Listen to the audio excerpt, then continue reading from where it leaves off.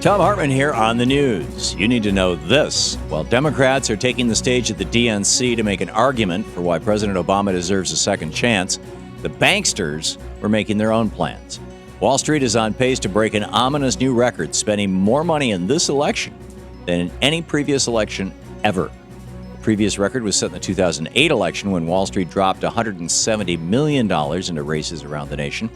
But according to the Center for Responsive Politics, with 2 months still left to go until this election, Wall Street has already spent a jaw-dropping $164 million, well on pace to shatter the 2008 record. So far, 60% of Wall Street's political spending this election has gone to Republicans, with a huge chunk of change going to Wall Street's favorite candidate, Mitt Romney. Altogether, Wall Street, along with other transnational corporations, millionaires, and billionaires, are expected to spend upwards of $2.5 billion this election, by far the most ever spent in any election ever. Thanks to the Supreme Court's Citizens United decision, we the people, who are supposed to control our democratic republic, have been sidelined while the oligarchs are running the show. Go to movetoamend.org to do something about it. In screwed news, Americans are falling way behind the rest of the developed world when it comes to internet connectivity. The nation of South Korea is expected to have internet speeds 200 times what we have here in the United States by the end of this year. And here's the kicker.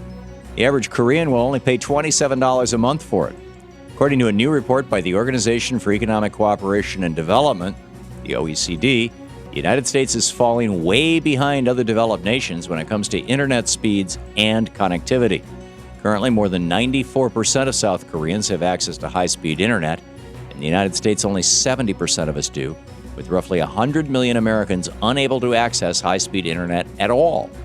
So what's the secret in South Korea? Government regulations that prevent oligopolies from rising up in the internet market and charging whatever they want because they basically own the market. It's time we started enforcing the Sherman Antitrust Act in America again, breaking up the giant internet cartels and bringing more competition into the market to lower prices. High-speed internet is the basis of our new economy, and thus it should be a fundamental right for all Americans to have access to it. In the best of the rest of the news, the American car industry is booming. General Motors, Chrysler, and Ford sold more than 1.2 million vehicles last month, the best month since Bush's Great Recession began in 2007. The big three automakers also saw huge sales increases from just last year. When Republicans ask if our nation is better off than it was 4 years ago, all you have to do is look at the car industry, which was on the verge of collapse when President Obama took office, and you know the easy answer to that question. Yes, we are better off.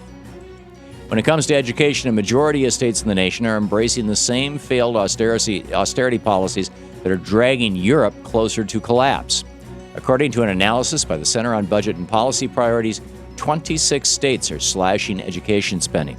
Top of the list, Alaska, Alabama, and Washington, which are cutting more than $200 per pupil out of their education budgets. So what are the consequences of these cuts?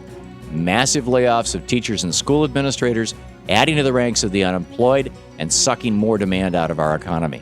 Plus, fewer opportunities for our young people to receive the educations they need for the 21st century jobs that are coming.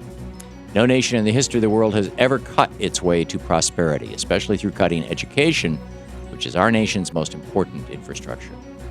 We need to be making massive investments in education to grow our way out of this recession and debt problem, just like Eisenhower did when he sent millions of Americans to college for free on the GI Bill in the 1950s and created the modern American middle class. Meet Ohio Secretary of State Jon Husted, the man who is desperately trying to keep Democrats from voting in November. News broke last week that a federal judge had overturned Husted's order to cancel early weekend voting in November, ruling that it will disproportionately affect poor and minority voters. Well, today Husted isn't budging. In a memo coming from the Secretary of State's office, Husted is refusing to announce new early voting hours to comply with the court's ruling. He says he will not make plans to open up early voting until his court appeal is considered. It's important to remember that Husted has already fired 2 election officials who tried to keep early voting hours in place over the weekend. Clearly, this guy is willing to do whatever it takes to suppress the vote in November. Keep an eye on what's going on in Ohio. And finally, the world's richest woman, Gina Rinehart, who was born into a wealthy mining family, is suggesting that Australia should be considering paying workers a $2 a day wage. As Rinehart explained, the evidence is inarguable that Australia is indeed becoming too expensive and too uncompetitive to do export-oriented business. Africans want to work. Its workers are willing to pay to work for less than $2 per day. Aside from the tinge of racism in her comments, they're also completely uninformed. Just a few weeks ago, African miners were slaughtered while they were on strike demanding higher wages, including a $1,500 a month minimum wage, which is well above Rinehart's call for $2 a day. But her comments speak to something bigger. They reveal how the billionaire class thinks. They don't think of workers as human beings trying to live a decent life. They think of them as numbers on a spreadsheet.